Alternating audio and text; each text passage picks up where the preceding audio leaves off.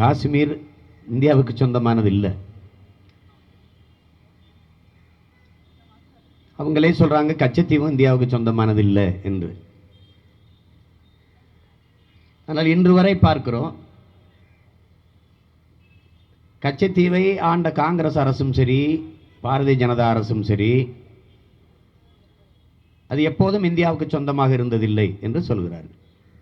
இப்போ யாருக்குமே சொந்தமாக இல்லாதது அதை எப்படி நீங்கள் எடுத்து இலங்கைக்கு கொடுத்தீர்கள் என்றால் யாரிடத்திலும் பதில் இல்லை.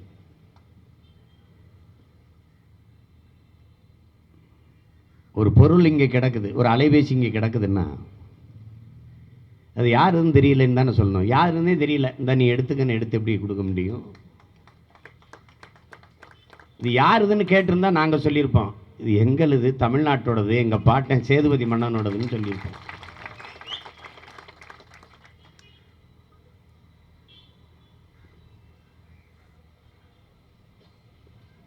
காஷ்மீரிய விடுதலையை நம்ம ஆதரித்தால், அதற்கு ஆதரவாக பேசினால் நம்மை பிரிவினைவாதிகள் என்கிறார்கள். இதைவிட நமக்கு பெருமையான ஒன்று இருக்க வாய்ப்பில்லை. என் அன்பு சகோதரன் யாசின் மாலிக் சொன்னது போல, என்னை என் வீட்டு சிறையில் வைத்தீர்கள், என் நாட்டு மக்களை திறந்த வெளியில் சிறையில் தான் வைத்திருக்கிறீர்கள் என்று சொன்னார். நாம் குரல் வளை நெரிக்கப்பட்ட இனத்தின் பிள்ளைகளாக இருக்கிறோம் என்று பேசினார். நமது ஈழத் தாய் நிலத்தில் என்ன நிகழ்ந்ததோ அது நீண்ட காலமாக காஷ்மீரில் நிகழ்ந்து கொண்டிருக்கிறது, இப்போதும் நிகழ்கிறது.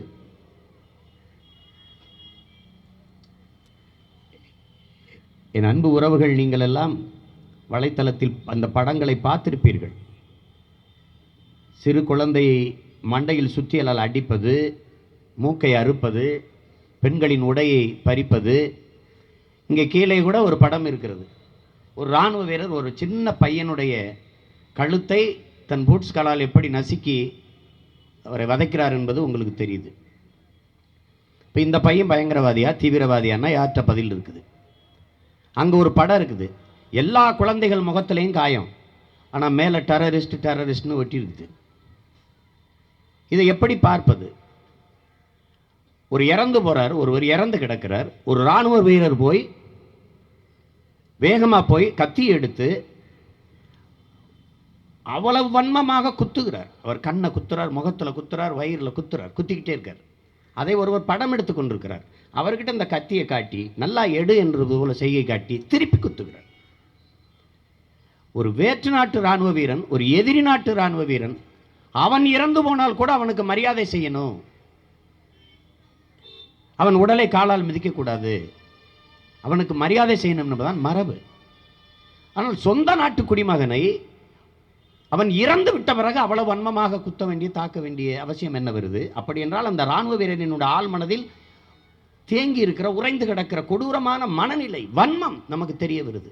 இந்த இராணுவ வீரன் அந்த மக்களுக்கு என்ன பாதுகாப்பு கொடுப்பான் என்ற கேள்வியை நாம் ஒவ்வொருவரும் எழுப்பி பார்க்கணும்.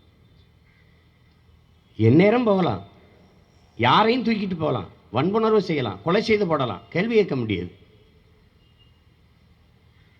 இதுவரை 92,391 பேரை கொலை செஞ்சிருக்கான். இதுவரை 10,000 பேருக்கு மேல பெண்களை கற்பழிச்சு கொலை செஞ்சிருக்கான். 22,000 பேருக்கு மேலாக அங்க விதவைகள் இருக்கிறார்கள். அப்ப லட்சக்கணக்கான குழந்தைகள் அங்கே அனாதைகளாக்கப்பட்டிருக்கிறாங்க. இவ்வளவு நிகழ்ந்திருக்கு.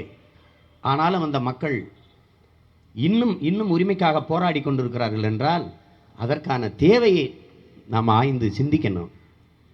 பச்சிளம் குழந்தைகள் கற்களோடு போராட வருகிறார்கள் என்றால் அவர்களை அந்த நிலைக்கு தள்ளியது யார் என்பதை இவர்கள் யாருமே சிந்திக்கல. இவர்கள் நினைக்கிறார்கள் ஆயுதங்களை வச்சு அச்சுறுத்தி அடக்கி ஒடுக்கி அழித்து அவர்களை அடிமைப்படுத்தி விட முடியும் என்று. ஆயுதங்களை வைத்து நீங்கள் அச்சுறுத்தலாம், அடக்கலாம், ஆளலாம், ஆனால் மக்களின் இதயங்களை வெல்ல முடியாது. அதை புரிந்து கொள்ள வேண்டும்.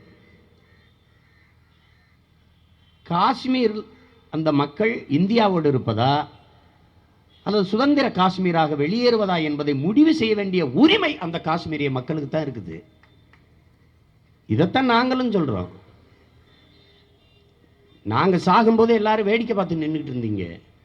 எங்கள் குழந்தைகள் இது போல கொல்லப்பட்டார்கள், எங்கள் அக்கா தங்கைகள் இது போல வன்புணர்வு செய்யப்பட்டு கொலை செய்யப்பட்டார்கள். நாங்கள் செத்து விழும்போது கத்தணும், கதறணும், எவனும் கண்டு கொள்ளல. ஆனால் அதே மாதிரி சொந்த நாட்டு மக்கள், இந்த நாட்டு மக்கள், அவர்கள் இஸ்லாமியர்கள் என்பதற்காக அவர்கள் சாவை சகித்துக் கொள்ள வேண்டும் என்கிற தேவை இருக்கிறதா? இந்த நாட்டில் இந்துக்கென்று ஒரு உயிர், கிறிஸ்தவனுக்கென்று உயிர், இஸ்லாமியருக்கென்று உயிர், பௌத்தனுக்கென்று ஒரு உயிர், சீக்கியனுக்கென்று ஒரு உயிர் என்று இருக்கிறதா? அப்ப மனித கொலையை மதத்தின் பெயரால் சகித்துக் கொள்வதா? இது எந்த வழியில் ஏற்பது என்பது புரியல. இங்கே சில பெரிய மேதைகள் விவாதிக்கும் போது அவர்கள் மட்டும் பண்டிட்டுகளை அடித்து விரட்டவில்லையா என்று சொல்கிறார்கள். அப்ப பண்டிட்டுகளை அன்று அடித்து விரட்டியதற்கு பழிக்கு பழி வாங்குகிறதா இந்திய ராணுவம், இந்திய அரசு? இப்போது நடக்கிற இந்த படுகொலைக்கு அதுதான் காரணமா?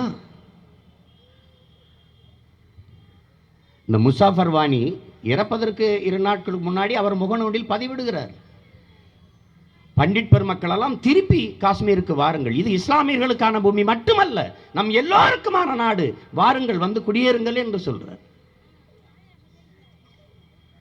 அப்ப பண்டிட்டுகள் எல்லாம் இங்கிருந்து போய்விட வேண்டும் என்கிற மனநிலை அவர்களுக்கு இருந்தால் ஏன் இது போல ஒரு பதிவை அவர் போடுகிறார்? பயங்கரவாதத்தை ஒழிக்க வேண்டும், தீவிரவாதத்தை ஒழிக்க வேண்டும் என்று சொல்லியே நம் இனம் மொத்தத்தையும் அழித்து முடிச்சான். இப்ப அது காஷ்மீர்ல நடக்குது. அந்த போர் நடந்து கொண்டு போர் முடிந்த பிறகு நாம் ஒரு பன்னாட்டு விசாரணையை கேட்கிறோம் ஈழத்தில். இப்ப ஐநா பெருமன்றத்தில் அதுக்கான அழுத்தத்தை கொடுக்கிறோம். இங்க இருக்கிற ஐயா சுப்பிரமணியம் சாமி ராஜபக்சேயை சந்திச்சுட்டு நேரா அமெரிக்கா போகிறார். அமெரிக்கா போய் அமெரிக்க அதிபரை சந்திச்சு, நீங்க பன்னாட்டு விசாரணை கேட்காதீங்க, கேட்டீர்கள் என்றால் நீங்கள் ஈராக்கில் செய்ததற்கு பன்னாட்டு விசாரணை கேட்பார்கள், காஷ்மீரில் நடப்பதற்கு பன்னாட்டு விசாரணை கேட்பார்கள், இந்தியா இதை ஒருபோதும் ஏற்காது, அதனால் நீங்கள் இலங்கைக்கு பன்னாட்டு விசாரணை கேட்காதீர்கள் என்று சொன்னதாக அவரே சொல்றார் பேட்டியில். நான் அப்படி சொல்லிட்டேன், அதனால அமெரிக்கா பன்னாட்டு விசாரணை கேட்காது என்று சொல்றார். அப்ப காஷ்மீரில் பன்னாட்டு விசாரணையை நீங்க கேட்பார்கள் என்றால் அப்ப ஈழத்திலும் ஈராக்கிலும் நடந்தது இங்கே காஷ்மீரில் நடந்து கொண்டு இருக்கிறதா? நடந்து கொண்டுதான் இருக்கிறது. என் அன்பிற்குரியவர்களே, ஒரு நாட்டில் இருந்து இன்னொரு நாடு பிரிந்து செல்வது பிரிவினைவாதம் என்றால் உலகத்தில் இத்தனை நாடுகள் பிறந்தது எப்படி? காஷ்மீர் எப்போது இந்தியாவோடு இருந்தது? இவர்கள் ஹரிசிங்காலத்திலேயே, மன்னராட்சி காலத்திலேயே அவர்கள் கருத்து கேட்டு அதன்படிதான் முடிவெடுக்கப்படும் என்று ஒப்பந்தம் இருக்குது. இந்த நேரு அவர்கள் காலத்திலேயே மக்களின் கருத்துக்கு மதிப்பளிக்கப்படும் என்றுதான் ஒப்பந்தம் இருக்குது. அவர்கள் கருத்துக்கு மதிப்பளிங்கள் என்றுதான் இங்கே போராட்டம் நடக்குது. இப்ப இந்திய பெருந்தேசம் ஐரோப்பிய யூனியனிலிருந்து பிரிட்டன் வெளியேறுகிறது. மக்களின் கருத்து நாங்கள் ஐரோப்பிய ஒன்றியத்திலிருந்து வெளியேறோம்ங்கிறது. இந்த பிரிட்டன் வெளியேறுவதை இந்தியா ஏற்கிறதா எதிர்க்கிறதா? இதான் நம்ம வைக்கிற கேள்வி. நீ இஸ்ரேல் பாலஸ்தீனத்தின் மேல குண்டு போட்டா கொந்தளிக்கிற, பாராளுமன்றத்தில் கத்துற, கதற, உடனே நிறுத்த சொல்ற. ஆனா உன் சொந்த நாட்டு மக்களை நீ குண்டு போட்டு கொள்றிய, இதை யாரா கேட்கறது? நாங்க தான் கேட்போம், வேற எவன் கேட்பேன்? சொந்த நாட்டு மக்கள் மேல ராணுவ தாக்குதல் நடத்தக்கூடாது என்று ஒரு மரபு இருக்கு, அதை மீறி நீ நடத்துற. என் நிலத்துல, என் தாய் நிலத்துல சிங்கள நடத்தினா அதுக்கு நீதான் கூட நின்ன. இங்க கொள்ற இதே ராணுவ வீரன் தான் அங்கேயும் கொண்டான். அமைதிப்படை பேர்ல போய் அநியாயம் பண்ணா, அதுக்கப்புறம் சிங்களம் போர் தொடுத்த போது கூட நின்று குண்டு கொடுத்து, ஃபண்டு கொடுத்து, எல்லாம் கொடுத்து நம்மளை கொண்டான். சுதந்திரம் என்பதை, சுதந்திரம் சொல்லை தவிர வேற எந்த சொல்லி நாம் கேட்பது? எந்த சொல்ல சொல்லி பயன்படுத்தி கேட்பது? இங்க சுதந்திரம் எனது பிறப்புரிமை என்று பாலகங்காதர திலகர் முழங்கினாருங்கிறோம். அந்த பிறப்புரிமையை தான் அந்த மக்கள் கேட்கிறாங்க. அதை படை கொண்டு, ராணுவ படை கொண்டு அடக்கி ஒடுக்குவது என்பது பாசிச கொடுமை. இதை எப்படி நாம் ஏற்பது? சுதந்திரம் என்ற ஒன்றுக்கு அர்த்தம் தெரியாதவனுக்கு கூட சுதந்திரம் தேவைப்படுகிறது என்கிறார் ஹோசே மார்த்தி. சுதந்திரம்னா என்னன்னு ஒருத்தனுக்கு தெரியலைன்னா கூட அவனுக்கு சுதந்திரம் தேவைப்படுதுங்கிறாரு. நீ பறவைக்கு இறக்கை போல, மனித உடலுக்கு எலும்பு போல, வண்டிக்கு அச்சாணி போல ஒவ்வொரு மனிதனுக்கும் சுதந்திரம் அவசியம் என்று சொல்றார். இந்த உலகத்தில் யாருக்கேனும் சுதந்திரம் மறுக்கப்பட்டால் அதை நீங்கள் பார்த்து கொண்டு மட்டுமே இருப்பீர்களானால் உங்கள் சுதந்திரமும் கேள்விக்கு உள்ளாக்கப்படுகிறது என்கிறார். இப்ப என் சகோதரனுக்கு மறுக்கப்படுது, அவன் சாகடிக்கப்படுகிறான். அவன் என் இனம் சார்ந்தவன் அல்ல, ஆனால் சக மனிதன். அவன் சாவை என்னால் எப்படி சகித்துக் கொண்டிருக்க முடியும்? என்னை போல எலும்பு நரம்பு ரத்தமும் சதையும் பசியும் கண்ணீரும் உறக்கம் கொண்ட ஒரு சக மனித சாவை சகித்து கொண்டிருப்பது என்ன மனித மாண்பு? என்ன மனித மாண்பு? இவ்வளவு அடக்குமுறை, இத்தனை லட்சம் பேரை கொன்றுவிட்ட பிறகும் அவன் உரிமைக்காக கிளர்ந்தெழுகிறான் என்றால் இதைத்தான் ஃபிடல் காஸ்ட்ரோ சொல்றான். மக்கள் விடுதலையை விரும்பிவிட்டால் விமானத்தை கல்லெடுத்தெறிந்து வீழ்த்துவார்கள் என்று. அவன் சின்ன சின்ன பிள்ளைகள், பிஞ்சு குழந்தைகள் ஓடி வருகிறார்கள் விடுதலைக்காக முழக்கமிட்டு. அதேதான் என்னுடைய நமது கூட்டத்தில் வந்து பேசின யாசின் மாலிக் சொன்னான், ஈழ விடுதலையை உன்னால் அழித்து விட்டால் நசிக்கி விட்டோம் என்று நினைத்துக் கொள்ளாதே. பிறக்கிற ஒவ்வொரு தமிழ் பிள்ளையினும் உள்ளத்திலும் ஊனிலும் இந்த ஒவ்வொரு அணுவிலும் ஈழ உணர்வு, ஈழ விடுதலை உணர்வு வளருதுன்றான். நீ அவன்கிட்ட கேளு. கனடா கியூபக்கில் எடுத்தது போல, பிரிட்டன் ஸ்காட்லாந்து கேட்டது போல, ஐரோப்பிய யூனியன்ல இருந்து பிரிஞ்சு போவதா இணைந்து வாழ்வதா என்று பிரிட்டன் கருத்து கணிப்படுத்தது போல காஷ்மீரிய மக்கள்கிட்ட கேள். அவன் வந்து இந்தியாவோடு இணைந்து வாழ்கிறோம் என்றால் பிறகு பேச்சென்ன இருக்கு? உனக்கு பூட்டான் நட்பு நாடா இருக்கலாம், சூடான் நட்பு நாடா இருக்கலாம், நேபாள நட்பு நாடா இருக்கலாம், இந்த ஈனப்பைய கூட்டம் வாழ்ற இலங்கை உனக்கு நட்பு நாடா இருக்கலாம், இந்த காஷ்மீர் உனக்கு பக்கத்து நாடா நட்பு நாடா இருக்கக்கூடாதா? இருக்கக்கூடாதா? பாகிஸ்தானோட பிரச்சனை. பாகிஸ்தானுக்கு எதிராக நீ பங்களாதேச பிரிக்கிற. அவன் மட்டும் சுதந்திரமா ஆளலாம், இவன் சுதந்திரமா ஆளக்கூடாதா? இது ஒரு சுதந்திர இந்தியாவா? மற்றவர்களின் சுதந்திரத்தை பறிப்பதுதான் சுதந்திரமா?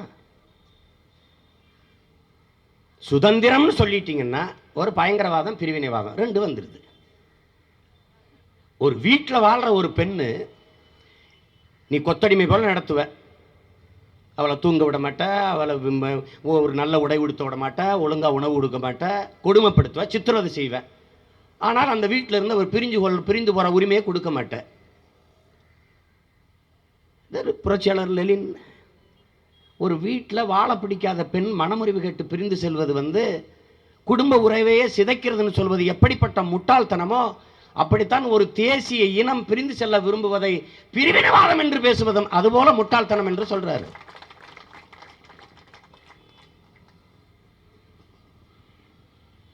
நீ ஆயுதத்தை வச்சு அச்சுறுத்தி அடக்கி ஒடுக்கி எத்தனை நாளைக்கு, எவ்வளவு காலமா செய்து கொண்டிருக்கிற? நீயும் எவ்வளவு காலமா?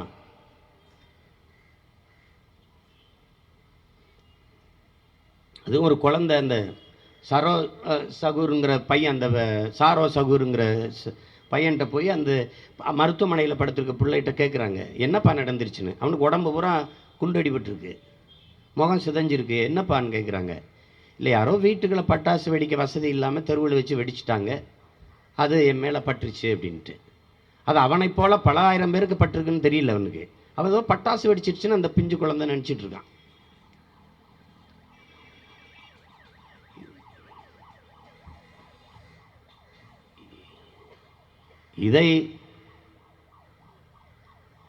இதை பேசுவது, அந்த மக்களுக்கு ஆதரவாக நிற்பது, நீ அவன் விடுதலை கேட்கிறான், நீ கொடுக்காம போ. ஆனால் பயங்கரவாதிகள் தீவிரவாதிகள் என்று பழி சுமத்தி மொத்த மக்களையும் அப்பாவி மக்களை கொன்று குவிப்பதை பொறுத்து கொண்டு சகித்து கொண்டு இருக்க முடியாது. இது தொடர்ச்சியாக நடக்குது. நேற்று நமக்கு நடந்தது, இன்னைக்கு காஷ்மீரில் நடக்குது, நாளைக்கு நாகாலாந்தில் நடக்கலாம், நாளை மறுநாள் மணிப்பூரில் நடக்கலாம், ஏன் இங்கேயும் கூட நடக்கலாம். இதெல்லாம் பயங்கரவாதம் தீவிரவாதம்னா, செத்துப்போன மாட்டின் தோலை உரிச்சதுக்கு போய் நீ கட்டி வச்சு தோலை உரிக்கிற, அடிக்கிற, அது என்ன வாதம்? பெரிய தேசியவாதமா? அது மிதவாதமா?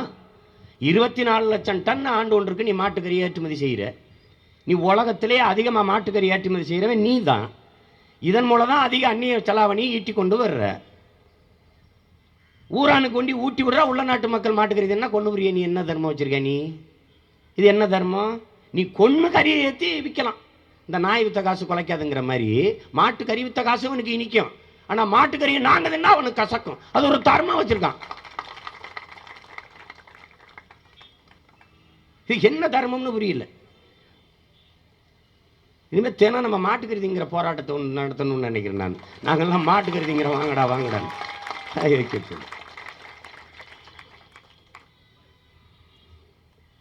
கொடுமை பாருங்க. அதை எதிர்த்து ஒரு பிரதமருடைய மாநிலத்தில் செத்த மாட்டின் தோலை உரிக்கிறதுக்கு அதுக்கு ஒரு அந்த தாழ்த்தப்பட்ட இளைஞர்களை போய் தாக்கி அதை எதிர்த்து பேசுனா மாயாவதி அம்மாவை அசிங்கமாக பேசி, ஜனநாயக காவலர்கள் இவர்களுக்கு தான் தேசிய ஒருமைப்பாடை கட்டி காப்பாற்றுறவங்க. நாங்கள் விவேகானந்தரை ஏற்றுக்கிறோம், வியாசரை ஏற்றுக்கிறோம், வால்மீகியை ஏற்றுக்கிறோம், எல்லாரையும் ஏற்றுக்கிறோம். இவர்கள் எங்கள் வள்ளுவ பெருமகனாரை ஏற்றுக்கிற மாட்டாங்க. இவன் எவனோ அவருக்கு பிரசவம் பார்த்த ஒருத்தன் அவர் இன்னும் சாதின்னு சொல்லியிருக்கான். எவன் பார்த்தான்னு தெரியல. வள்ளுவர் 2000 ஆண்டுக்கு முன்னாடின்னு அவர் வகுப்பு தோழர் போல இருக்கு ஒருத்தர். இவரோ வள்ளுவரோட வகுப்பு தோழர். நான் கேட்டேன், வள்ளுவர் தாழ்த்தப்பட்டவராம? உங்கள் அம்மா தான் பிரசவம் பார்த்து விட்டாங்களா? யார் ராணி? அது 5000 7000 குரட்பாக்க கூட நம்ம பாட்டை எழுதியிருக்கலாம். 5000 ஆண்டுகளுக்கு முன்பு கூட வாழ்ந்திருக்கலாம். இது ஒரு தோராய கணக்கு இருந்திருக்கலாம், அது செய்திருக்கலாம். அனுமானம். பிறப்பு ஒக்கும் என்று பாடுறான். எல்லா மனிதருக்கும்னு பாடல, எல்லா உயிருக்கும் என்று பாடுறான். அந்த பெருமகனை இவன் சாதியை இழிவுபடுத்தி தீண்டத்தகாதவன் கொண்டு வந்து, நாங்கள் கேட்டமாடா உன் கங்கைக்கரையில், எங்கள் கங்கைக்கரையில் என் பாட்டனை நிறுத்தினா தாண்டா கங்கையே புனிதம் பெறும். நீ என்னமா போய் நிகழ்த்துகிறாய்?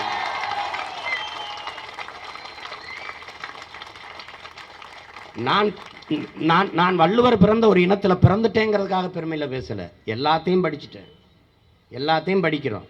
ஆனால் எங்கள் மறையோன் போல, எங்கள் வள்ளுவ பெருமகனார் போல மானுட வாழ்க்கைக்கு அறநூல் தந்த ஒருத்தன் உலகத்திலே கிடையாது. பாரதி பாடுறான்ல, யாமறிந்த புலவரிலே கம்பனை போல் வள்ளுவர் போல் இளங்கோவோல் பூமிதனில் எங்கும் காணோங்கிறான். எங்கும் கண்டதில்லைங்கிறான். அதுல இன்னொரு வார்த்தை சொல்றான் கடைசியா, உண்மை வெறும் புகழ்ச்சி இல்லைங்கிறான். வள்ளுவன் தானே உயர்ந்தவன், அதற்கு பிறகுதானே கம்பனும் இளங்கோ. ஏன் கம்பன் அப்புறம் இளங்கோ, அப்புறம் வள்ளுவன் பிறகு இளங்கோ என்று சொல்றான்னு கேட்டதுக்கு நம்ம அப்பா நெல்லை கண்ணன் சொல்றாரு விளக்கம். கம்பன் ஒரு தட்டு, தராசுல ஒரு தட்டு, இளங்கோ ஒரு தராசுல ஒரு தட்டு, நடுநிலையா நிற்கிற அந்த முள் இருக்க, அவன் தாண்டா வள்ளுவன். அதனால அவன் கம்பன் போல் வள்ளுவர் போல் இளங்கோ போல் என்று நடுவில் வள்ளுவனை வச்சு பாடினான்ற. அவன் உங்களுக்கு சாதிக்காரன் ஆகி போயிட்டான். என்ன பண்ண முடியும்? தம்பி ஜெகதீசன் சொன்ன மாதிரி இங்கே இருக்க பூரா பேசாக்க குட்டி சாக்கில் கட்டி தூக்கி போட்டால் தான் எல்லா படக்கத்தையும் ஜலையை பூரா சரியாக வரும்னு நினைக்கிறேன். நாங்கள் கேட்ட மாடா எங்கள் பாட்டனை கொண்டு இங்கே வைங்கன்ட்டு. நாங்கள் பரதேசி பை மக்கா, அவனே யாருன்னு எங்களுக்கு இப்போ தான் தெரிய வருது. எங்களுக்கே தெரியல. உனக்கு என்ன, நாங்கள் வந்து கத்துனதுனால பல பேர் வள்ளுவராம்ப்பா அப்படின்ட்டு. ஐயா அயோத்திதாச பண்டிதருடைய தாத்தா, அயோத்திதாச பண்டிதருடைய அப்பா கந்தப்பனார் இல்லைன்னா இந்த திருக்குறளும் நம்ம கையில் கிடச்சிருக்காது. அவர் எல்லிஸுக்கிட்ட உதவியாளராக இருக்கிறார், வெள்ளக்கார எல்லிஸுக்கிட்ட. அவர் கொண்டு போய் அந்த ஓலைச்சுவடியை கொடுத்து தான் அவன் படிச்சுட்டு அச்சில் ஏற்றி அதை புத்தகமாக நம்ம கொண்டு தந்துட்டான். 70 ஆண்டுகளுக்கு முன்பு வரை நம்ம திருக்குறளே படிக்க தொடங்கலைங்கிறாங்களே, அப்புறம் எப்படி இந்த இனம் உருப்படுறது? எப்படி உருப்படுறது? வள்ளுவத்தின் வழிதானே இந்த மாபெரும் தேசியம் நின்றுக்கணும். பைபிளை ஏற்றுக்கொண்டு, குரானை ஏற்றுக்கொண்டு, பகவத்கீதையை ஏற்றுக்கொண்டு நிற்கிற இந்த தேசிய பேரினம் எங்கே நின்றுக்கணும்? திருவள்ளுவரை பின்பற்றி தான் நின்றுக்கணும். உலகத்தில் அவனை போல மறைந்தவன் அவனாவது உண்டா? சுற்றி வளைச்சி பேசுவான், எல்லாம் படித்து முடிக்கிறதுக்குள்ளே மூச்சு வாங்கும். ஈன்றால் பசி காண்பான் ஆயினும் செய்யற்க சான்றோர் வலித்த வினை. பெத்த தாயே பட்டினி நடக்கிறத பார்க்க நேர்ந்துட்டாலும் திடீராதரா மகனேங்கிறான். இது மாதிரி ஒருத்தன் தத்துவம் சொல்லியிருக்கானா? இது மாதிரி சொல்லியிருக்கானா? எத்தனை மரம் எது கல்வியின் அருமை ஏதாவது வலியுறுத்தி இருக்குதா? உலகத்தில் எந்த வேதமாவது வலியுறுத்தி பாடி இருக்குதா? தொட்டனை தூரும் மணற்கேணி மாந்தருக்கு கற்றனை தூரும் அறிவு என்று பாடுறான். கண்ணுடையோர் என்போர் கச்சோர் முகத்திரண்டு புண்ணுடையோர் கல்லாதவருங்கிறான். படிக்கிறேன்னா முகத்தில் இருக்கிறது கண்ணுலடா புண்ணுங்கிறான். எப்பேற்பட்ட மகான் மேத. நாம் குருநானக்கை கொண்டாடுறோம், விடுமுறை விடுறோம். மகாவீரை கொண்டாடுறோம், விடுமுறை விடுறோம். புத்தனை கொண்டாடுறோம், விடுமுறை விடுறோம். ஆனால் அவர்களையெல்லாம் தாண்டிய ஒரு மாபெரும் பேராசான், ஒரு ஒரு ஒரு ஒரு எப்படி சொல்கிறது, அப்படிப்பட்ட ஒரு மகானை நாம் மதிக்கவே இல்லை. வெறும் மனப்பாட பாட்டு, அதுவும் கூட பள்ளிக்கூடத்தில் இப்போ இல்லை. திருக்குறளை படிச்சுட்டு போய் எழுதுனா 10 மதிப்பெண்கள் போடுவான்னு படித்தோம். இல்லைன்னா அதுவும் படிச்சிருக்க மாட்டான். எங்கே யாராவது படிச்சிருப்போமா? 10 குறளுக்கு மேலே பல பேருக்கு தெரியாது. அதை தான் அவன் தம்பி அருன்னு சொல்கிறேன். அவன் மதிக்கிறத விட நீ முதல்ல மதிக்க கற்றுக்கன்ட்டு. இந்த ஒரு கோட்டம் கட்டி வச்சிருக்காரு ஒரு பெரிய மகான். அங்கே ஒரு பெரிய சிலையை கட்டி வச்சிருக்கிறாரு. ஆனால் அவர் எழுதிய குறளை படிக்க ஒரு கூடாரம் இல்லைங்க. இது ஒரு நாடு. அவருக்கு இது தேவைதான். அவருக்கு இந்த அவமானம் தேவைப்படுது. ஏன்னா ஒரு மானங்கட்ட கேடுகட்ட இனத்தின் முன்னோராக இருந்த ஒரு காரணத்துக்காவது இவனுக்கு இந்த அவமானம் தேவைப்படுது. இவன் எதுக்கு இந்த இனத்தில் பிறக்கிறேன்? இவனை தமிழனா பிறக்க சொன்னது யாரு? இந்த பிரபாகரன் இவரெல்லாம் செஞ்ச பிழை இந்த இனத்தில் பிறந்தது தான். பிரச்சனையா தானே? பிரச்சனையா தானே? பிரபாகரனை தீவிரவாதின்னு சொல்லிடுச்சு. உலகம் சொல்றதுக்கு முன்னாடி உள்ளவன் சொல்லிட்டானே. நீ ஏற்றுக்கொண்டியா அவனை? முதல்ல உனக்கு தெரியுமா பிரபாகரன் யாருன்னு? வள்ளுவர் யாருன்னு உனக்கு தெரியுமா? தன் இனப்பெருமை தெரியாது தாழ்ந்து விழுந்த ஒரு தேசிய இனத்தின் மக்கள் இது. உனக்கு என்ன தெரியும்? உன் இன வரலாறு தெரியுமா? உன் இன பெருமை தெரியுமா? ஒன்றும் தெரியாது. அதனால நம்ம இப்படி அடிமைப்பட்டு சிறுமைப்பட்டு கிடக்கிறோம். இதையெல்லாம் பார்த்தாவது இந்த தலைமுறை தமிழ் பிள்ளைகள் ஒரு தன்மானம் கொண்டு எழணும். ஒரு தேசிய இனத்திற்கான ஒரு அவமதிப்பை பார்த்தாவது நீங்கள் எழணும்.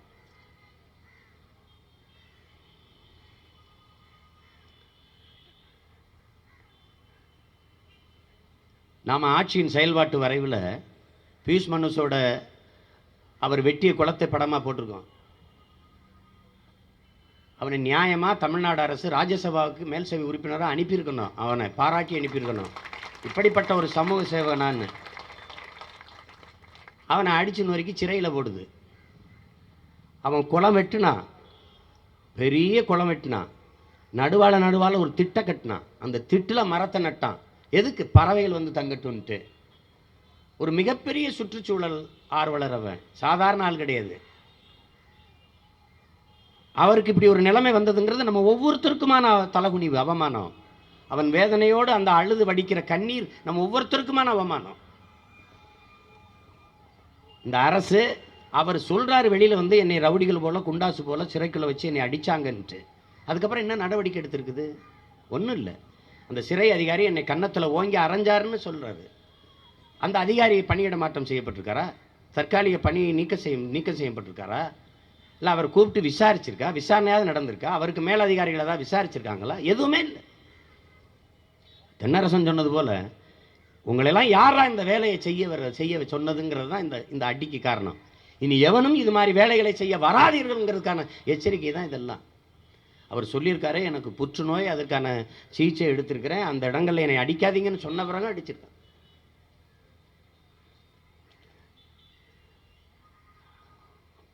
அவர் ஏதோ தனி ஆளாக சுற்றிட்டு இருக்காருன்னு நினைக்கிறாங்கன்னு நினைக்கிறேன். பியூஷ் மனுஷுக்கு நாம் தமிழர் கட்சி நீங்கள் தொடர்ச்சியாக செயல்படுங்க, உங்களுக்கு நாங்கள் எப்பவும் உறுதுணையாக இருப்போம். உங்களை சிறையில் வந்து நான் பார்க்கணும்னு நினச்சேன், வெளியில் வந்த பிறகும் வந்து பார்க்கணும்னு நினச்சேன். சில காரணங்களுக்காக நான் உங்களை பார்க்குற தள்ளி போட்டிருக்கேன். நிச்சயமாக உங்களை வந்து சந்திப்பேன். நீங்கள் இயங்குங்க, உங்கள் கூடவே நாங்களும் இருப்போம். அதில் ஒன்றும் இல்லை. எவனவன் இந்த மண்ணை, இந்த மரத்தை, இந்த செடியை, இந்த கொடியை, இந்த நிலத்தை, இந்த நீரை நேசிக்கிறானோ அவனெல்லாம் என் உறவினன். அதில் ஒன்றும் இல்லை. அது இந்த அரசுக்கு ஒன்றும் தெரியாது. மேயர் ஜெயலலிதா அரசுக்கு ஒன்றும் தெரியாது. மண்ணள்ளி விற்க தெரியும். இந்த பாலாற்றின் குறுக்க அணைய கட்டான். அவன் நல்ல அப்பனுக்கு பிறந்திருக்கான், அவன் மக்களுக்கு அணைய கட்டுறான். அவங்க கட்டி தடுக்கிறான். இதுவரை முல்லை பெரியாறு, கேரளாவில் ஒரு முல்லை பெரியாறு இருந்துச்சு, கர்நாடகாவில் காவிரி இருந்துச்சு, ஆந்திராவுக்கு ஒரு பிரச்சனை இல்லை, பாலாறு அவன் கட்டிட்டான். உனக்கு 150 கிலோமீட்டர் ஓன நிலத்தில் தான் கூடுதலாக ஓடுது. அவனுக்கு பாலாறு இருக்கிற நீளத்தை விட நமக்கு பாலாறு தான் அதிகமாக ஓடி வருது. நீ எத்தனை தடுப்பணை கட்டியிருக்க? உனக்கு மண்ணெளி விற்கவே நேரம் சரியா இருக்கு. நீ அணை எங்கே கட்டியிருக்க? அணை கட்டாமல் இருப்பதே மண்ணெளி விற்கிறதுக்கு வசதிக்குத்தான். காவிரியில் தண்ணி விடாமல் பார்த்துக்கிற, ஏன்னா தண்ணி விட்டானா மண்ணல்ல முடியாது. கடைசியாக ஒரு ஆறு இருந்துச்சு தாமிரபரணி, அதையும் கண்ணு முன்னாடி அள்ளி விற்று தின்னாச்சு. வித்தவனே சொல்கிறான் இந்த தேர்தலுக்கு 200 கோடி நாங்கள் கொடுத்தோம். எனக்கிட்டே சொல்கிறான், அவனே சொல்கிறானே, நான் தான் சாட்சி. தம்பி இந்த பக்கத்தில் செலவு நாங்கள் பார்த்துட்டோம் 200 crores.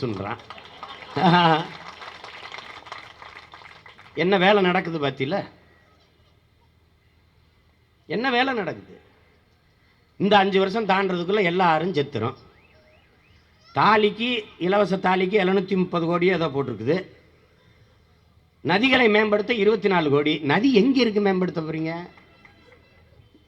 24 கோடி தான். தாலிக்கு 730 கோடிக்கு மேல 734 கோடி என்னமோ இலவச தாலிக்கு. அறுக்கிறதுக்கு 24,500 கோடி. அது தாலி அறுக்கிறதுக்கு அது அது அது வேற. கல்வி கடனை வசூலிக்கிற நேர்மையாளன் யாரு தெரியுமில்ல? 3 லட்சம் கோடி கடன் வச்சிருக்க கடங்காரன் நாய். அவன் அந்த கடங்கார பைய எங்க பிள்ளைகளினுடைய கடனை வசூலிக்க வரானா. உள்ளூர் ரவுடி பெரிய வெளியூர் ரவுடியை கூட்டிட்டு வர்றது. சினிமாவில் வந்து லோக்கல் தாதா அடிபட்ட பிறகு மும்பையிலேருந்து ஒரு டான் இறங்குவார். அந்த டான் தான் அவர் இங்கே வந்து எங்கள் பிள்ளைகளை மிரட்டி தற்கொலை பண்ண வைக்கிறது.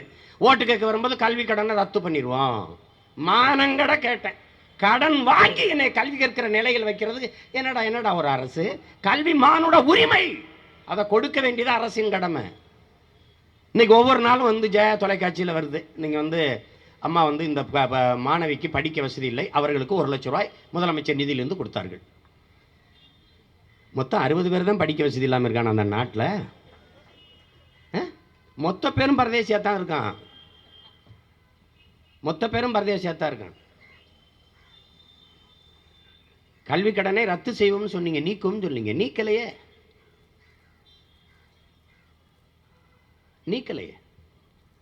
வேளாண் கடனை ரத்து செய்வோம்னாங்க. இது கால கொடுமை.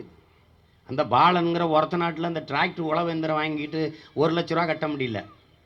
அவனை போலீஸு அடின்னு அடிக்குது. 10,000 கோடி பீர் விற்று ஃப்ளைட் ஓட்டிட்டு ஊர் சுற்றி தெரிஞ்சுட்டு அவன் போய் வெளிநாட்டில் இருந்துக்கிட்டான், லண்டனில். இப்போ என்ன தெரியுமா சொல்கிறேன்? நான் வரல, வேணா இங்கே வந்து விசாரிச்சுட்டு போங்கடா.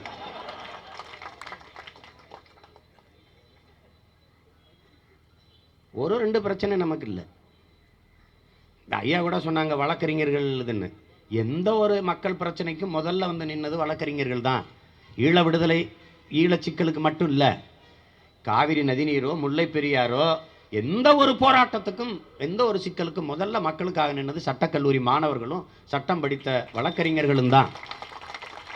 ஆனால் இன்னைக்கு அவர்களுக்கு ஒரு பிரச்சனைன்னு யாரும் வரல.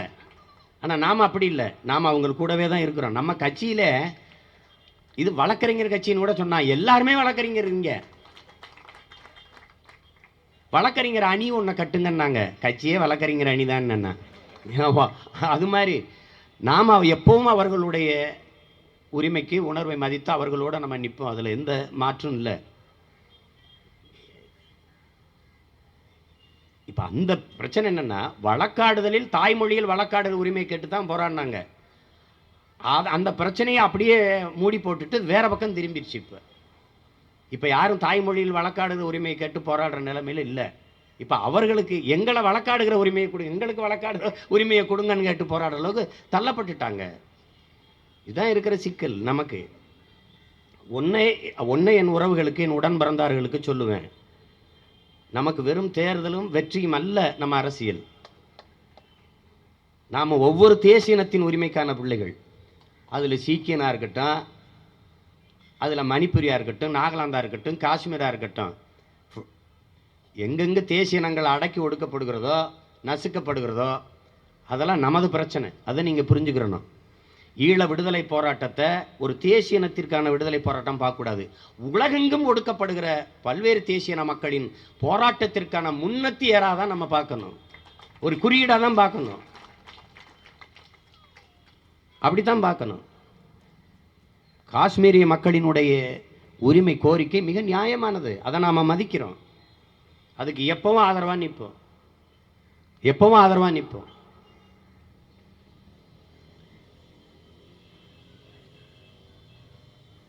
அந்த அப்பாவி குழந்தைகள் கொல்லப்படுவது, மக்கள் தாக்கப்படுவது, பெண்கள் மானபங்கப்படுத்தப்படுவதை நாம் ஒருபோதும் சகித்து கொள்ள முடியாது.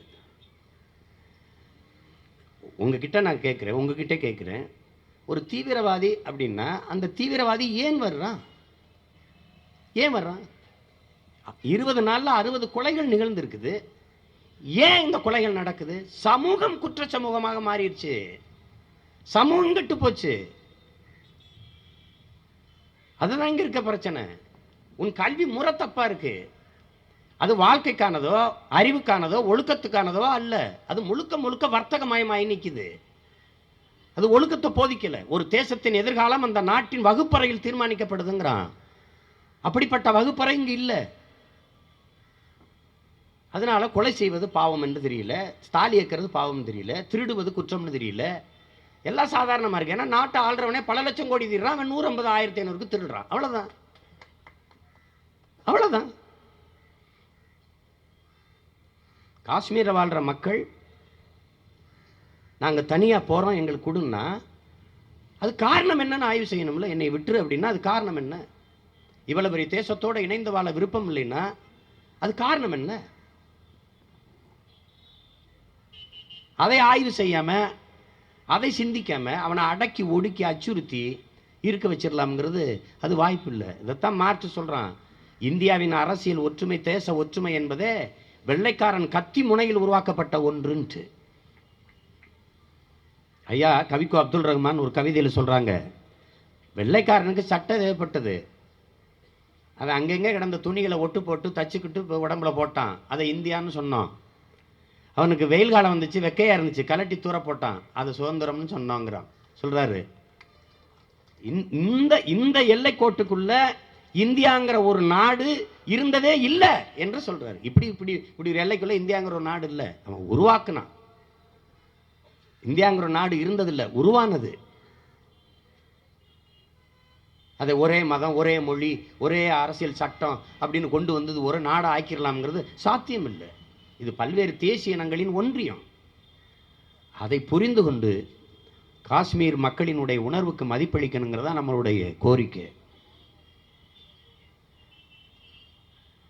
அதை பயங்கரவாதம், தீவிரவாதம் என்று பழி சுமத்தி அழித்தொழிக்க நினைப்பதை நாம் வன்மையாக கண்டிக்கிறோம், எதிர்க்கிறோம். எனவே அன்பிற்குரியவர்கள்,